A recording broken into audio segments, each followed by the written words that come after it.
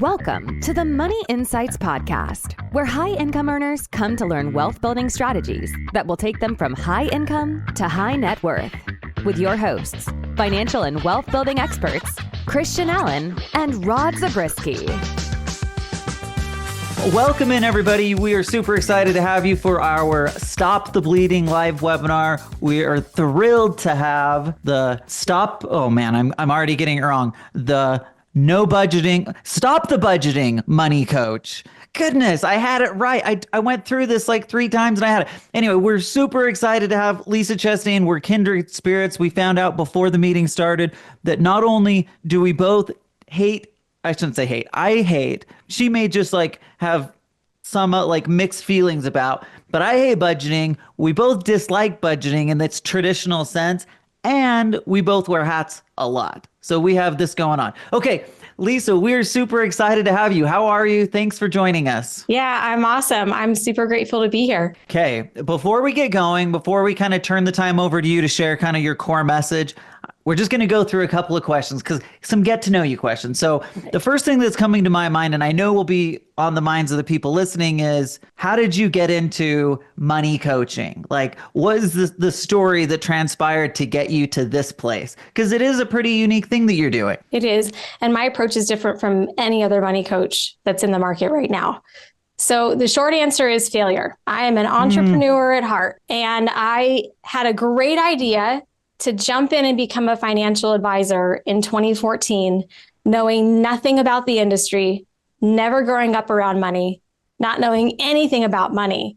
Got my licenses, jumped in head first, which is what a lot of entrepreneurs do. And it was through 3 years of failure that I was saying, all right, hold on. I'm not making any money. This isn't very fun. I've learned a lot. I've got my butt kicked. Okay, so that's good. Right? And I'm ready to actually do the work that I know that I meant to do 10 years later. I absolutely know this is what I meant to do, which is coaching. So I've taken all that I've learned through the finance industry and changed it into a coaching business. Okay, I love it. That's a great story. And the financial planning industry as a whole is fundamentally broken.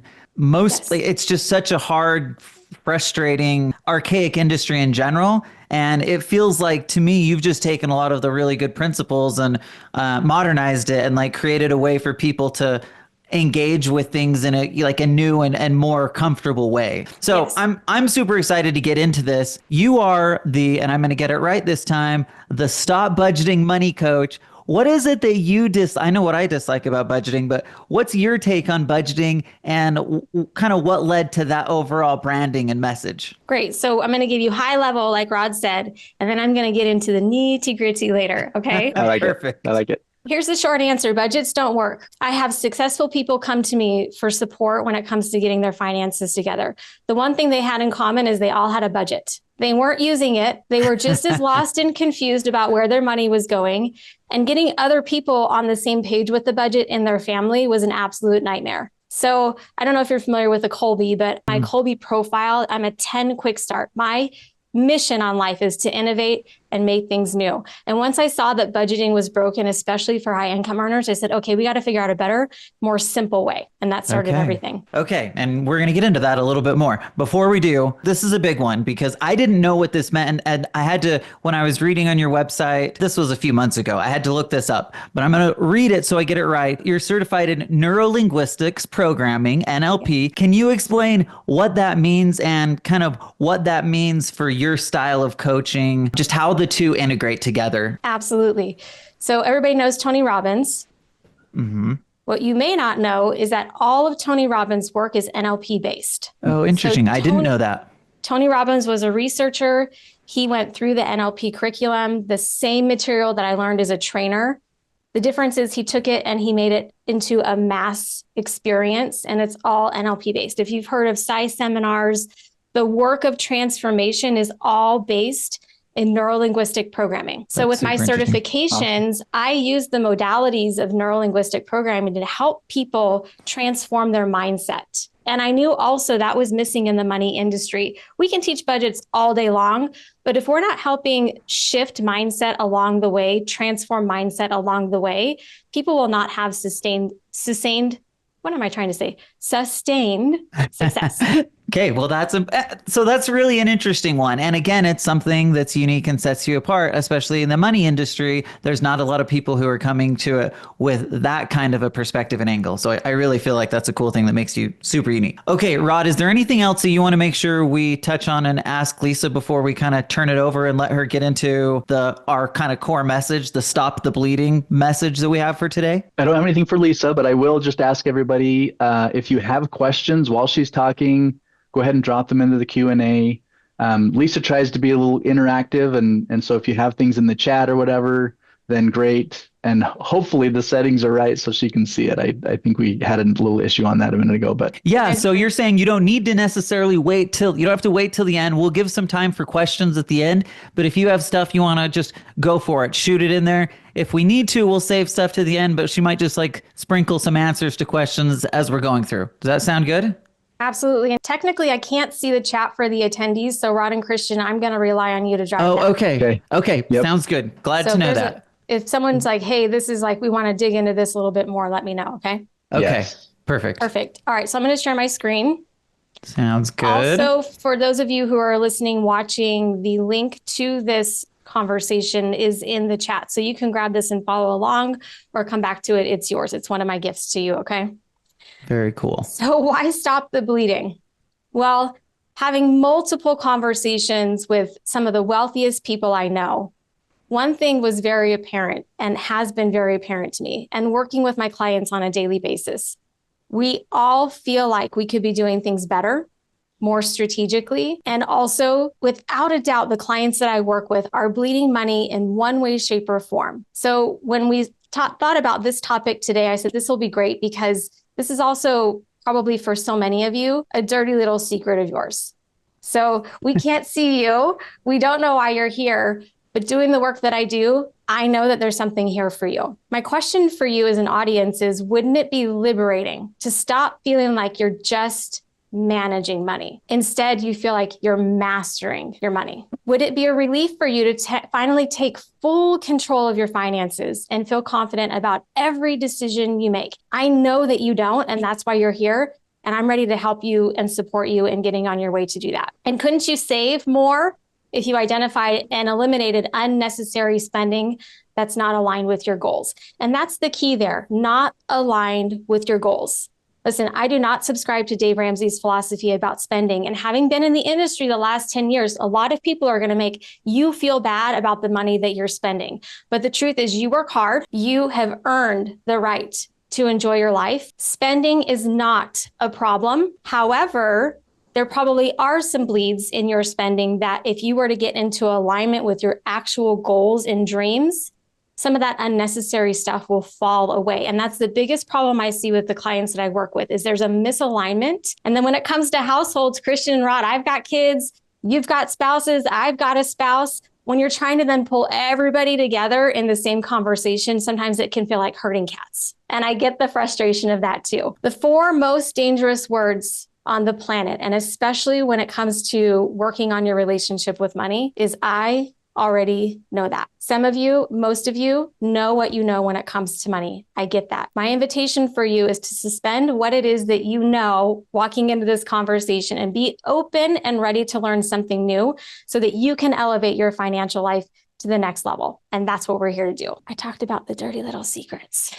Okay, one of the things that I love about being a coach is that people come and share with me the things that they do not share with anyone else. I've created a safe space in my world so that even though you're making great money, and I have these different money types that I teach in my world, so many of us want other people to see us as successful. We walk into a financial advisor's office, or maybe you're meeting with Christian, Rod, or maybe you walk into your CPA's office and you just want the facts. But behind the scenes, there's lots of stuff going on. So if you feel like I'm telling on you today with some of the things that I'm going to talk about, you're not alone. Everybody has stuff going on behind the scenes when it comes to finances. Christian, I saw you unmute. Did you have thoughts or questions? Oh, no, I apologize. I just wanted to make sure that I wasn't breathing into my mic and everybody was hearing me suddenly. I did have a thought a minute ago and then I lost it. But can I just say that I'm one of these people. I absolutely have dirty little secrets. Usually I air them on the podcast, so they're like not as secret anymore.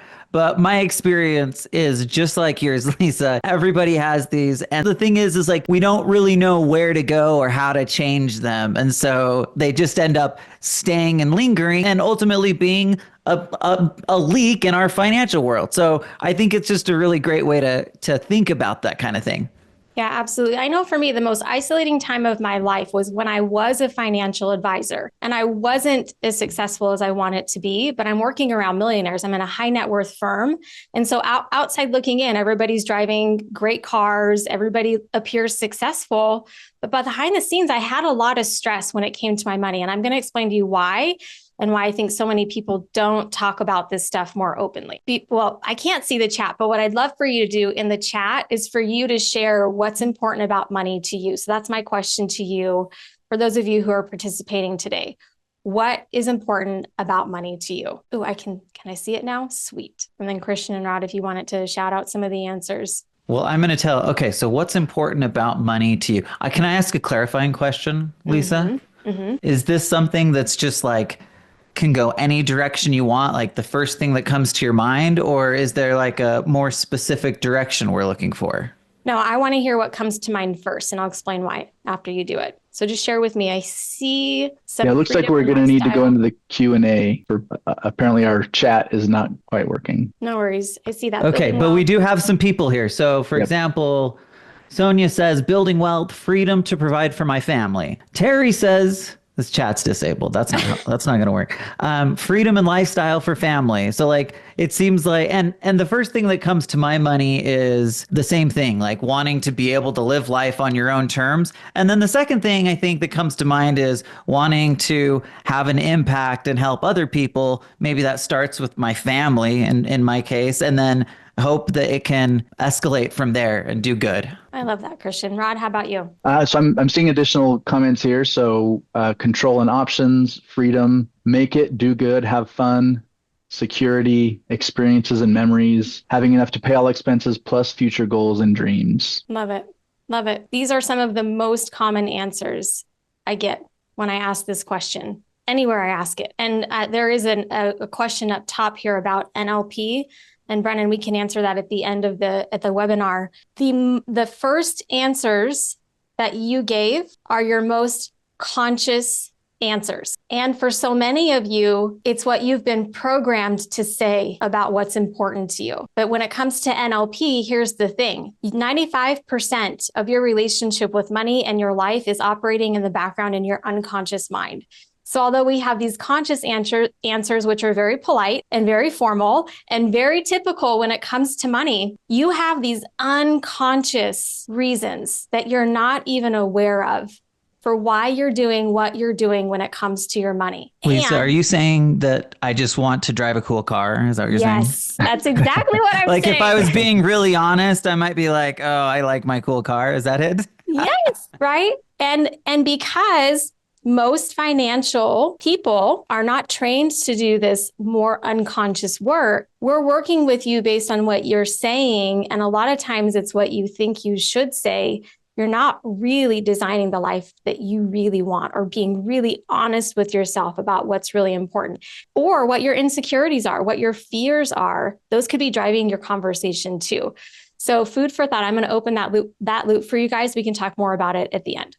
Okay. So here's what I know. Your money is intertwined with every decision you make every single day. There's no escaping it. There's no escaping your money. And I'm so grateful for the work that you're doing, Christian and Rod, because also the decisions that you make today with your money are going to impact you and your family for generations to come. Even when you're dead, someone else is going to be left to deal with the choices that you made today.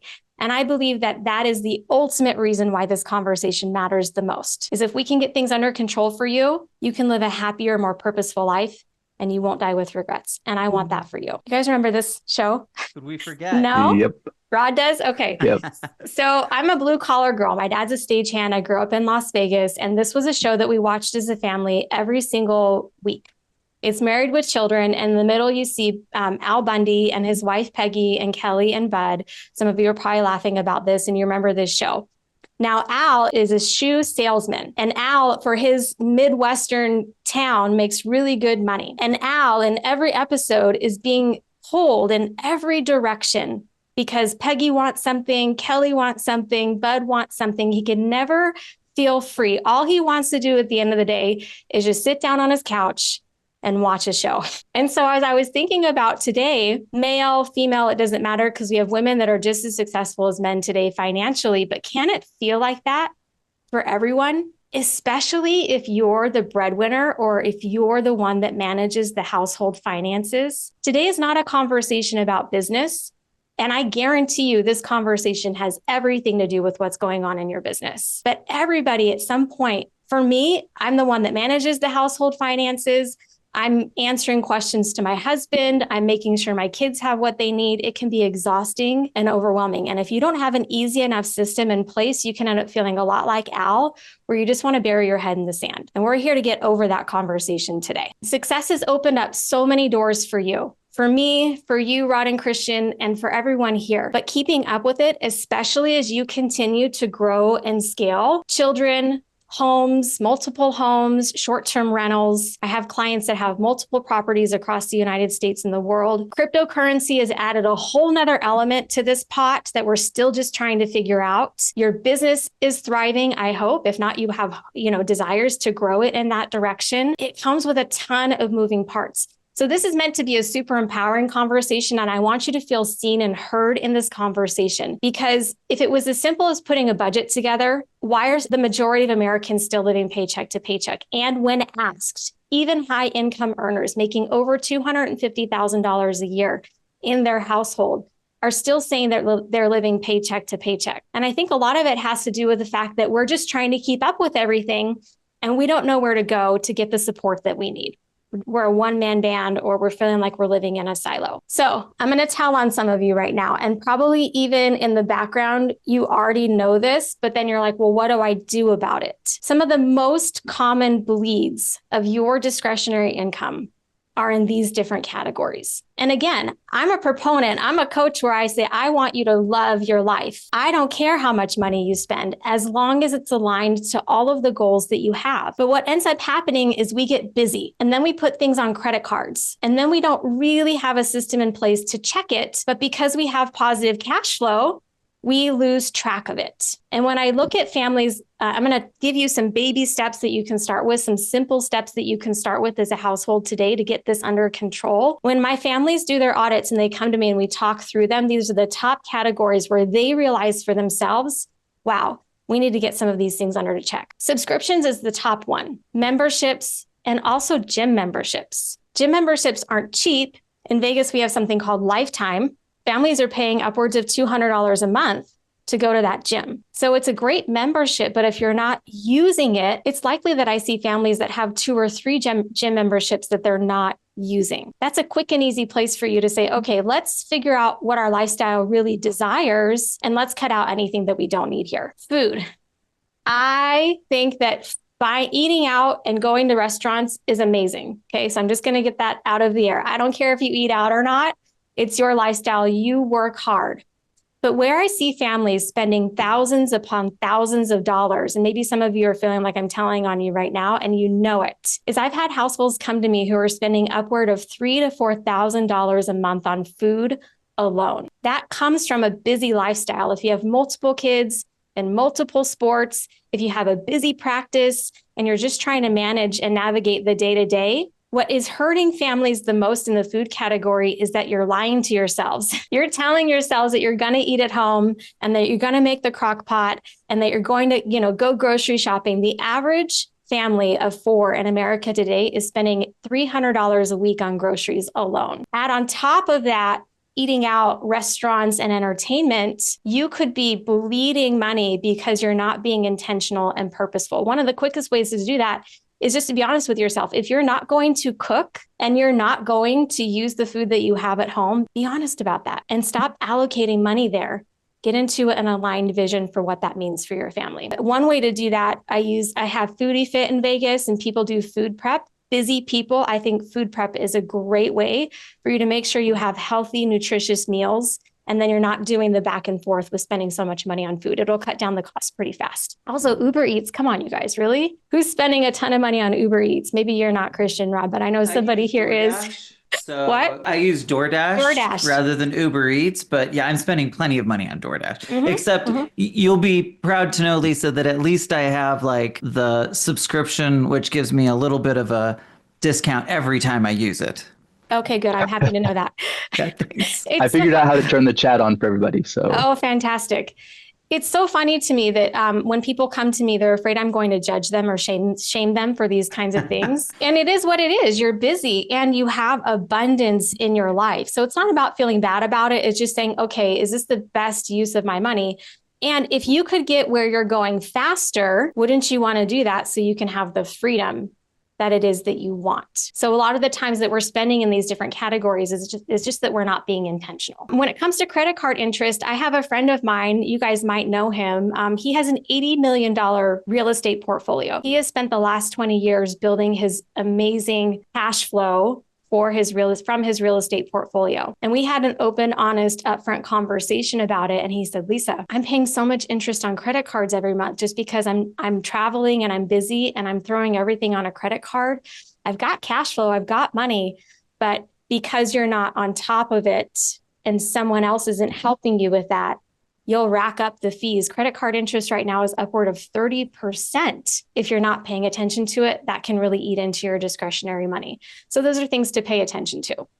That's not to scare you, but if you're looking for some places to start looking, sports subscriptions that you're not using for you and your kids is also another place that we see a lot of bleeds. If you have kids and you're not paying attention to what they're doing or spending on their video games, and also, many of you might like those app subscriptions on your phone where you can play games just to get 10 minutes of free time. You guys, I've had clients come to me who are spending upwards of $1,000 a month and not realizing it on video games, on subscriptions, Apple products. You can save some money pretty quick just looking in that direction. But here's what I'll say to you. We could pick on subscriptions. We could pick on food. We could pick on your significant other for the spending that they're doing. Women do the majority of the spending in the household. 85% of the world's wealth is spent by women. It would be easy to point the finger at someone else. But the truth is that the real reason we're bleeding money in our households is that we have poor cash flow management and we're budgeting,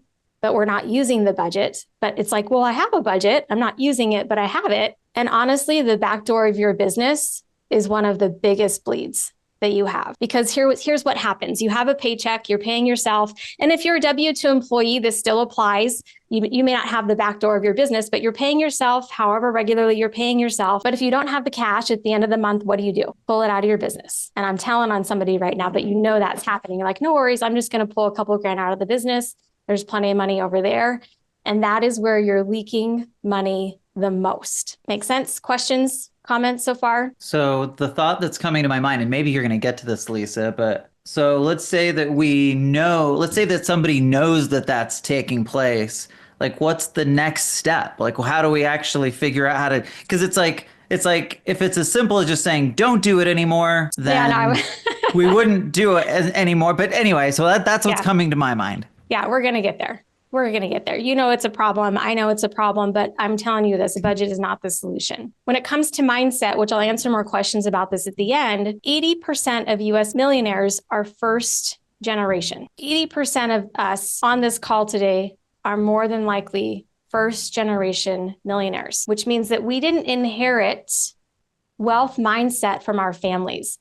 A lot of us inherited the opposite of that. And so we all have this learning curve when it comes to money. And somehow we think that everyone has it figured out but us. And the truth is we're all just figuring it out together. And when we're making great money, it's even more isolating because Christian, we were talking about this earlier. What do I have to be ungrateful for? And I'm making great money, so I should just be able to do what I want to do. But really, we don't necessarily know how to do it in a better way. As a high income earner, you've outgrown basic financial systems like inflexible budgets. I know this is the reason that we're here today. Your financial world is more complex now. You've got business expenses, you've got investments, you've got family obligations, you've got high demand. And this requires a strategic and high level approach. It's time to move beyond the basics, you guys. We've got to have systems in place that bring clarity and control. And the more you can simplify it, the better, especially the busier your life gets. Relying on financial systems or habits inherited from your family or imprinting years, and those are your years 0 to 7, can hold you back from fully managing and growing your wealth. You literally have your own glass ceiling. You literally have your own limitations. And if you're relying on advice, which I'm going to tell you a story in a minute about one of my clients, if you're relying on advice from parents who have no idea what this is like, you're relying on old mindset and systems, AKA budgeting is one of those things that's keeping you playing small, and it's keeping you from probably growing faster, farther. The first place that you want to look is start questioning and getting curious about your own financial DNA. In my world, I have incorporated the Kolbe Index into my practice with my clients for 2 reasons. Everybody works different than everybody else. And if you're getting advice from a financial advisor or a financial professional without this kind of training, it's very likely that they're projecting their values and the way that they work onto you. They're telling you how to work versus them knowing how you work and setting up systems that are designed for you. So for example, in the Kolbe, I'm a high quick start. I'm a 10 quick start on the Kolbe. If you don't know what that means, I think outside the box all day long. I don't love details, which is another reason why I wasn't a great financial advisor. It's just not something that I do naturally. But because of that, a budget has never worked for me because I need somewhere to go and make fast decisions. I need something really high level and visionary to keep me moving and that I can see that my decisions are actually where they are today and how they're impacting me in the future. That's a very different kind of person than someone who loves to dig into details. And the question for you is, what is your financial DNA? Because your financial DNA is going to inform you on the kinds of systems and support that you're going to need to be able to make decisions. One of the ways to start this is by taking my money personality quiz. So you have this link in the chat, or you can just take the camera and snap on this and it'll take you to the quiz. The quiz does not incorporate the Kolbe, but it's another way for you to get a look into who you are with money. All of these money personalities are so powerful. Each of you have magnetic abilities when it comes to managing your money. But if you don't know that, you could be using someone else's system that isn't working for you just because you don't know another way. And in my world, we customize all of the ways that we teach money to the individual values, needs, and strengths of our clients so that you can live life to the fullest based on what it is that you do and how you do it. Make sense? Yep. Perfect sense. Awesome. Okay, so that's the first step. But let's talk about some of the bigger problems. Of course, we have bleeds like subscriptions and different things that you want to audit to make sure you're not overpaying or that your kids aren't taking advantage. I mean, I had one family that came to me where their kids spent $2,000 on Microsoft on their Xbox. They're like, oh my gosh, So we got to get those things under control. But here are some of the bigger problems, especially if you weren't raised around money. You don't know what you don't know.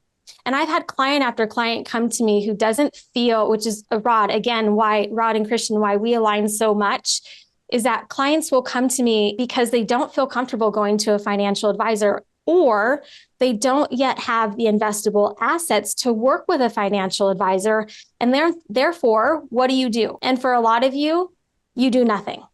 One, you feel embarrassed or ashamed. You make great money, but you don't necessarily want to raise your hand and say, I have questions, because we're supposed to know it all magically, but we don't. And so when it comes to high income earners and in your businesses as they evolve, these are the bigger problems that we face if we don't build the right team around us and we don't have the right conversation around money. Estate planning oversights, making sure that you're not protected, or if you have multiple properties, that you're making sure that those are protected and that they're running properly. I have one client where they've just sold homes and kept the other ones as rentals, and they've not put any of those properties in proper protection. That leaves them vulnerable, but also they don't exactly know how to manage all of the money coming in and out of those properties. They've met their limit, right? They need more support to make sure that every dollar coming in and out of those properties is becoming efficient. High-end hobbies, no judgment. If you love to golf or you love to, parasail, that's all good. But if you aren't conscientious of it, a lot of money could be going out and you're not necessarily getting a return on that investment. Boats are a good example of this. There are ways for you, if you have a boat, to get some return on investment, doing a boat share, renting boats when you're not using them. But if you have a boat and you only use it twice in a summer, is it really worth it? Right? Is it worth it? Do you use it? Those are the kinds of conversations I have with clients. Risk management, you're underinsured, something goes wrong, your family isn't protected. Christian, I believe that was your story, right? Yeah, well, I think it was at least part of it. My mom had enough to be to not have to go back to work and be in a tough situation, but she certainly would have been more comfortable if we would have been able to. So what happened really quickly, and then I'll give this back to you, Lisa, is that my dad actually came back. He had gotten a raise, and he had most of his life insurance, just term insurance through work. And at the end of the year, they give him a chance to up it. He goes to my mom and he's like, hey, we should really up this again. And my mom's like, oh, every time you make more money, you up your insurance and then we don't have more money. Anyway, my point is just to say, at the end of the day, it could have been a lot better had they been more focused on making sure that wasn't the case and looked for some of these other places to spare the money, not on things that are important, like insurances that will save us when we need it. Absolutely. Absolutely. Thanks for sharing that. And you all listening here today, you all have your own story when it comes to where you're at, why you're where you are today. And these are just some of the things that you want to be looking out for.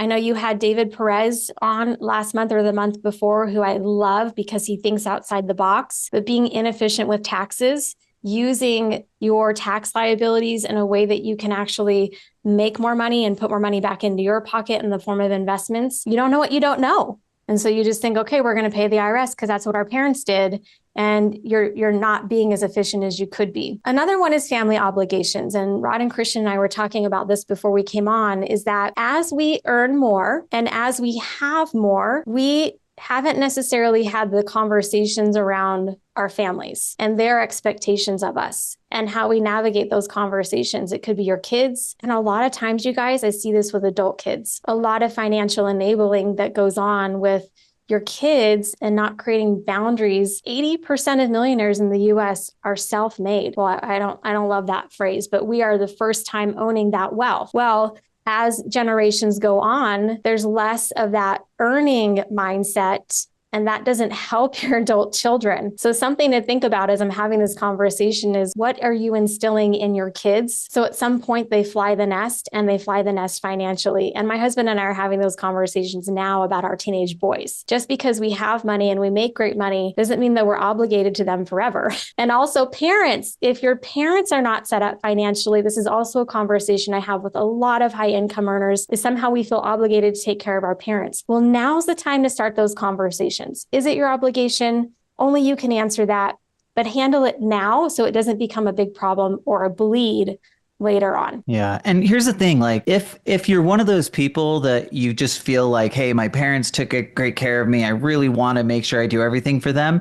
That's great. That's a really noble, that's a really positive thing. To your point, the earlier we can start to think about those things, we can actually plan and prepare. The worst thing that happens is we get to that place and suddenly we're, now having to take a bunch of money, early withdrawals from a retirement account or things like that really do create a bleed. Whereas if we could have just planned on the front end, we could have made sure that we're accomplishing that objective and still accomplishing the other objectives we have. Exactly. Great point. Great point. Okay, so I have a client, story time. Comes to me, business is at about $2 million in revenue. His wife stays home. They have 5 kids. His business was not under control. He had $200,000 in debt for his business. And they were like, his wife had just found out about it. And they were like, what do we do? This is crazy. She was upset. He was upset. His business has a ton of potential. 5 years later, he's already at 5 million. But the biggest problem that was happening in this household is that they were pointing their fingers at each other as if each one of them was the problem. But neither one of them was really looking in the mirror to communicate what was actually going on and how they were making decisions. They didn't have systems in place. His dad was a Dave Ramsey fan. Again, if you're a Dave Ramsey fan, that's all good, but I'm not. No, it's not good. It's not good. Okay. Lisa, we're taking a hard stance. Okay, nobody good. on this call is a Dave Ramsey fan. I assure you of that. Okay, great. So he gives shit advice for a lot of people that say that, and he's talking to broke people. Well, you're not broke. They're not broke, but they're stuck in this cycle and this pattern of everything that they're doing is bad. All the decisions that they're making are bad. All the things that they're doing with their kids are bad. And it's just this storm of blame and shame. Now, the making of the money was not the problem. They did have a backdoor issue with the business. They were pulling money out of the business to support the lifestyle. But here's the thing, you guys, the number one thing that was hurting them as a family is that they weren't paying themselves enough. And I'm sure that landed with somebody. The road to success and the road to wealth is not scrimping by. But because they had this old program and this old story they were telling themselves, he really wasn't stepping into his power in his business because he was in the scarcity conversation. And they weren't, after we did a dive, and I'm going to teach you how to do that here next, they weren't paying themselves enough. And the result of that was credit card debt because they have 5 kids. And we know kids aren't cheap, okay? So playing a small game, they got to me and they were like, what do we do? What do we do about this? How do we get on the same page? And I promise you, the problems that you think you have when it comes to your money, once you do an audit, which I'm going to talk to you about how to do that, are not the actual problems. Why? 95% of our relationship with money is in our unconscious mind. It's the stories that we're telling ourselves. It's the emotion of money. And if you don't have a way of checking in, or if you're just too bogged down by the details, you can get lost in your own story and you can get lost in your own cash flow. And so we want to talk about how you can stop doing that so you can stop the bleeding and the blame and the shame and all of that and get on your way to really enjoying your life. For them, I just told them immediately, hey guys, stop budgeting. We're going to simplify your cash flow. We're going to start treating your properties as a business versus a cash cow. Some of you can relate to that. We're going to find you some good help. We're going to work on your mindset. And these are all things that we need to put in place so you can move forward in your lives. Fast forward 5 years, doing exactly what I'm going to teach you next. They're out of debt completely. Their net worth has soared. His business is up to almost $5 million in revenue. They're doing wonderful. And the problem that they thought they had was not the problem that they had. When they came to me, the wife was the one that was in trouble. It was her spending. That was the problem. After we started tracking their money in a very simple way, we realized that he was the spender of the relationship. It was his choices that was hurting the family, but we would have never seen that if we wouldn't have done this work first. So you may not be the problem if you're on the chat, but look in the mirror first before you go out and blame other people. That's a really fast way to get things under control. So how do you do that? Here's one of my gifts for you. You got the money personality quiz. Here's the second gift that I have for you. This is a 90-day audit. I have to keep things simple, you guys. If it's not simple, it's not achievable, okay?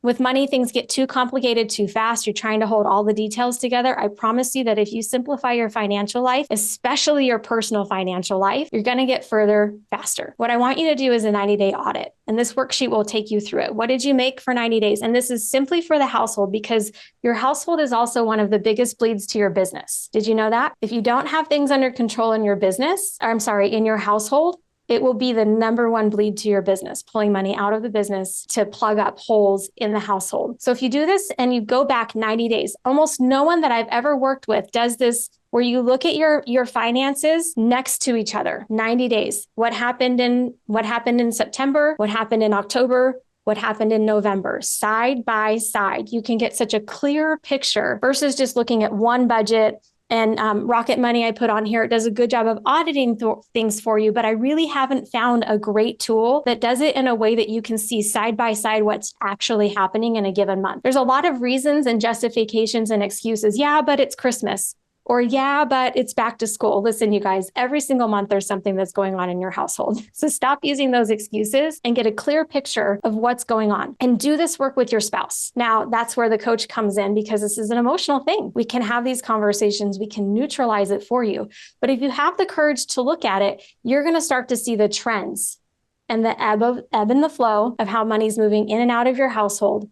And that's where we start to make decisions. Once you do the audit, you're going to then have a conversation about what's negotiable and what's not negotiable. I had clients come to me. They live up in San Francisco, both making about $250,000 a year. And the wife was trying to figure out what was going on with the money. We did this exercise and they saw that as a family, they're spending $2,500 a month on eating out. I didn't tell them to stop that. I just asked them what's negotiable of that and what's not negotiable of that. Is the Saturday morning crepe run, go get crepes on Saturday morning, negotiable? Well, for the husband, it wasn't. He said, no, I want to do this Saturdays with my family. In my household, Sunday morning breakfast at the Coffee Cup in Boulder City is not negotiable. Okay. So knowing that, then I don't try to take it out of our household money. I make sure we have the money every single week to do the things that we want to do. And anything that is negotiable, we talk about. Automate your weekly cash flow. I'm going to talk about that next. Winning systems. Separate your accounts by purpose. What I mean by that is if you're banking out of one account still and you're trying to keep track of everything, this is another reason why budgets are failing you. If you're using a debit card out of your main operating account, I'm going to invite you to stop that forever. One of the best ways for you to eliminate a bleed in your cash flow is to stop using a debit card out of the same account that you pay your bills out of. Set your family up to win, set yourself up to win, and separate your money out into different accounts by purpose. And let me show you what that looks like. I'll come back to that. Have a main operating account where all your money gets deposited into. And then every single week, put money into a spending account and make sure it's enough money. So first of all, let's make sure you're paying yourself enough for the lifestyle that you love. Second, put money into a spending account every single week. After doing your audit, you'll know how much you're spending on Target. You'll know how much you're spending on Starbucks. You'll know how much you're spending at the grocery store in a 90-day view. The average household right now is spending about $750 a week on that kind of stuff that I'm working with. But maybe the client I was just telling you about, actually, they allocate $1,500 a week into their spending account for all the things. They have 5 kids and they stick to it every single week. Guess what, you guys? By doing that one thing, paying themselves enough, separating spending accounts just every single week, the same day of the week, money drops into their spending account. They have more money in savings than they've ever had before. They took their family to Hawaii for Christmas last year. They don't fight about money in the same way anymore because it's all there for them. The other thing that they did is every single week he gets money, and every single week she gets money. No questions, no problem. We do this in my household. My husband gets money every single week. He's the spender of the relationship. No problem. He gets his money every week. He's always negotiating for a raise. But I'll tell you this, he sticks to it. And then I have no problem in my operating account making sure that we have money for everything else that we need, including saving. Another bleed that you have when it comes to cash is in your operating account, you're holding too much cash. And if that cash has no purpose, especially if you're getting bonuses, if you don't have purpose for that money, guess what? It's going to go. It's going to get spent. So anything above what you need on a monthly basis to run the operating system of your house, send it into a savings account with the purposes of knowing you're going to invest it. This would make Christian and Rod's life so much easier. If you were sending money, excess cash that you're not spending or using, into an investment account, a brokerage account, or a special savings account, and then every 3 months, go, okay, guys, I've got $15K in here. What are we going to do with it? Okay, guys, I've got $10K in here. What are we going to do with it? Or more. This changes the game of money forever. My clients have more fun. They have travel accounts that they're funding, permission granted to enjoy your life. This is what I call my stop budgeting system, because here, if you're putting money into your spending account, you don't need to stress about the $5 purchase and tracking that $5 purchase, because guess what? You're giving yourself money to spend. Enjoy it. And then every week it replenishes. And that's how you get into a flow and a rhythm. Because honestly, we all live in a flow and a rhythm of life, especially if we have kids. Monday through Friday, life looks a certain way. The weekends look a certain way. Now, that's not everybody here, but by putting your cash in a way that supports you to have a flow of life, you're going to feel better.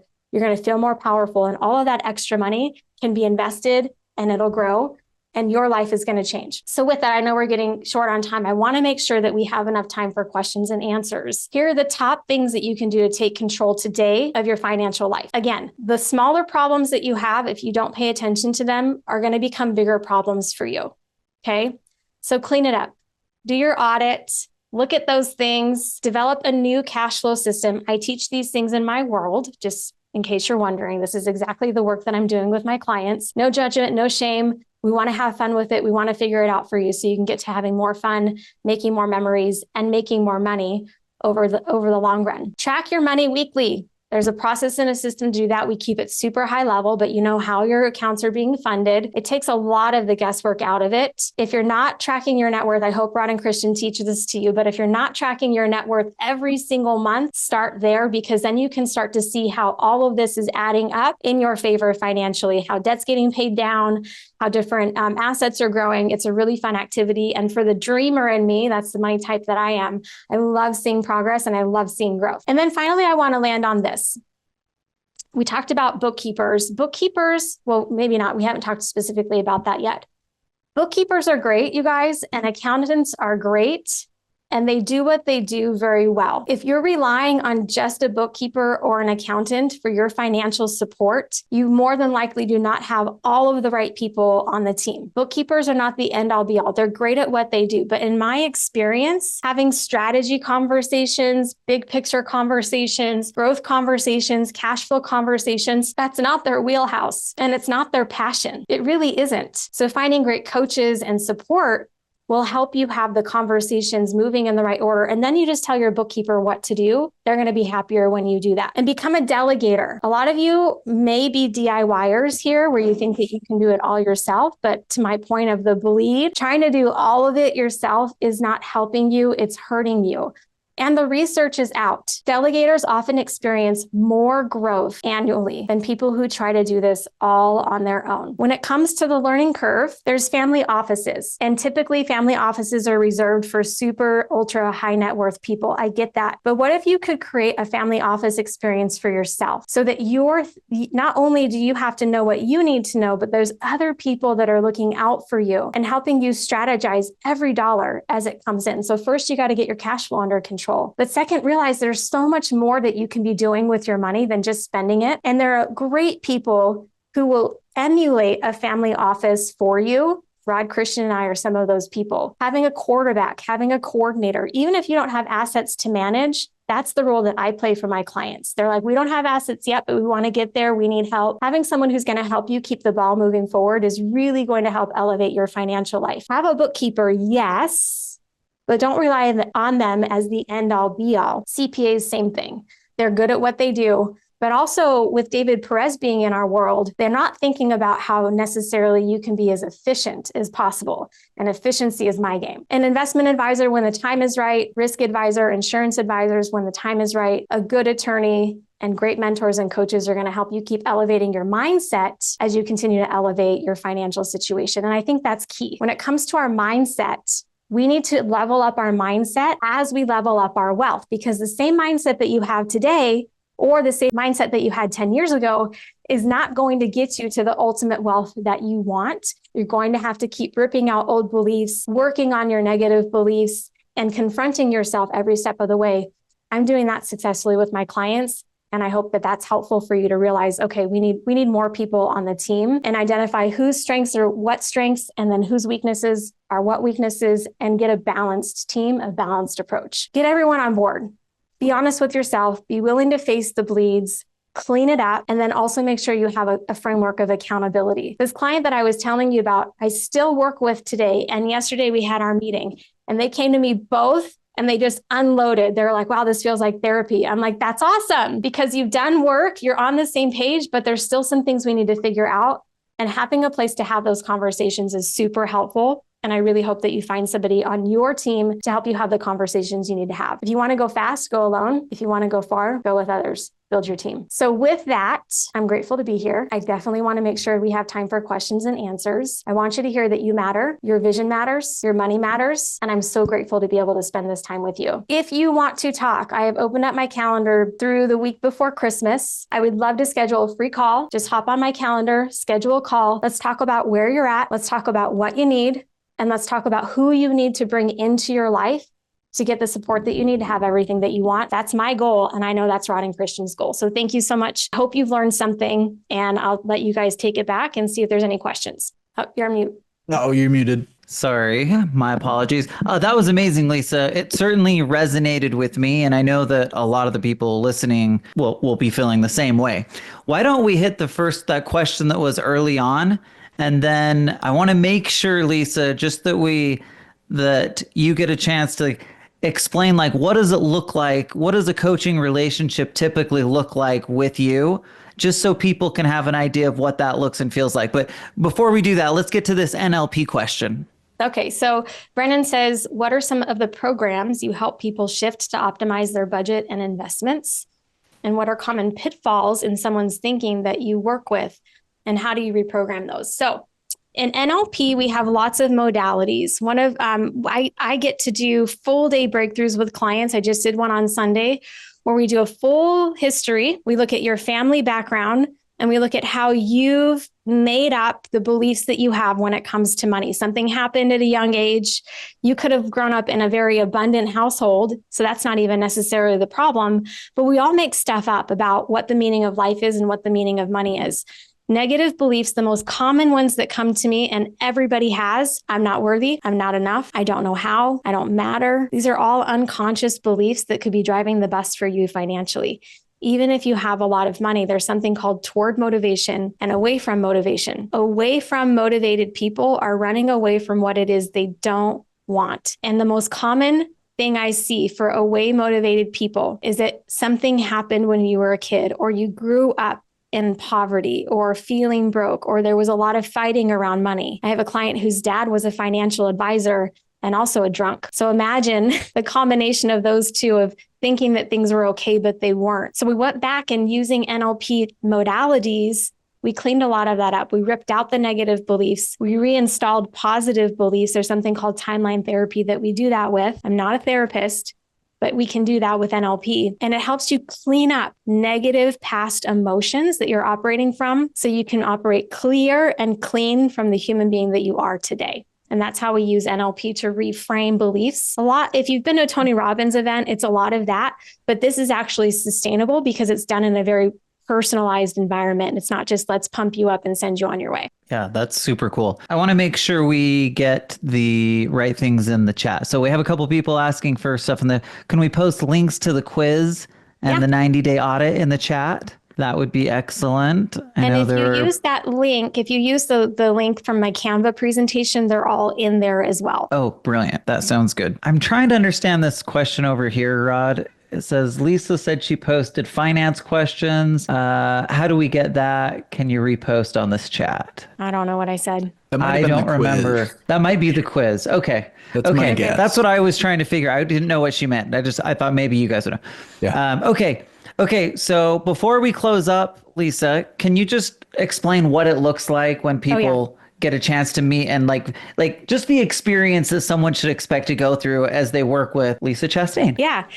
Well, first, prepare for a lot of questions. I'm not an expert on your life. You're an expert on your life. I want to get to know you on a deep and intimate level, and I get really nosy about your mindset. So those conscious answers, we want to get to the bottom of what's driving you unconsciously. Also, if you want help, a lot of you would benefit from having someone help you get this stuff together, especially if you're trying to get other people in your life on the same page. So it's a lot of one-on-one conversations about what's really going on. And then how do I get you into action to start making progress? So there's the private coaching part of it. I also work with clients in their business for the same reason. Some of you wouldn't admit it publicly, but you don't feel as confident about your finances in your business as you want to. So we dive into that. I'm teaching you how to read your financials and how to make sense of your financials and your household at the same time. And then when it's the right time, we pull in the right professionals so you can have your board of directors. When is it right to meet with a financial advisor? I've got vetted people in my world because trust is huge for me. Integrity is a core value of mine. So I align myself with people just like Rod and Christian who say, yeah, we want you to win too. And we bring them in at the right time. It takes about 90 days, you guys. If you're going to commit to this work and you're going to clean some stuff up and you want to get on a new path, it's going to take at least 90 days for you to figure all this stuff out. Get accounts in order, get systems flowing, get people spending money the way that you want them to. So at least 90 days with me. And I also have a 90-day boot camp that I'm launching in the new year where you can come and do this work with some other people too. That's super empowering. Oh, cool. Okay. So there's multiple options. You can work with Lisa in a variety of ways. The key is just have the initial conversation, right? That's the starting point. And then in that conversation, you can decide whether it makes sense to do the boot camp or to work one-on-one with Lisa, or maybe you've got things all figured out and she'll let you know that too. But either way, I am confident that there's going to be massive value. So I would just encourage everybody to take the opportunity to reach out to Lisa. Lisa, this has been amazing. You're incredible. I love your energy. Like I said, we're kindred spirits. Neither of us like budgeting, and that just speaks to my heart. But what you're talking about does resonate in a real way. Like for someone like me that's not as detailed, like I can get my head around that. I can get that kind of framework and focus on it. So was super excited about it. Thank you so much. You've been amazing. Thank you so much. And here's my thought. The only reason you would hire anybody financially is to get a return on investment. And that's my goal for you too. So whatever you invest in coaching, my goal is to get you a return on investment and then 10x it for the rest of your life. So I want you to be successful financially. And so by scheduling a call, that will be the first place that we start to have a conversation about. I love it. Okay. Thank you so much. Thanks everybody for joining us. Thank you for listening to the Money Insights podcast. To learn more about the financial and business strategies discussed in this show, please visit moneyinsights.net. The views and opinions expressed on the Money Insights podcast are not intended to be individual financial, tax, or legal advice.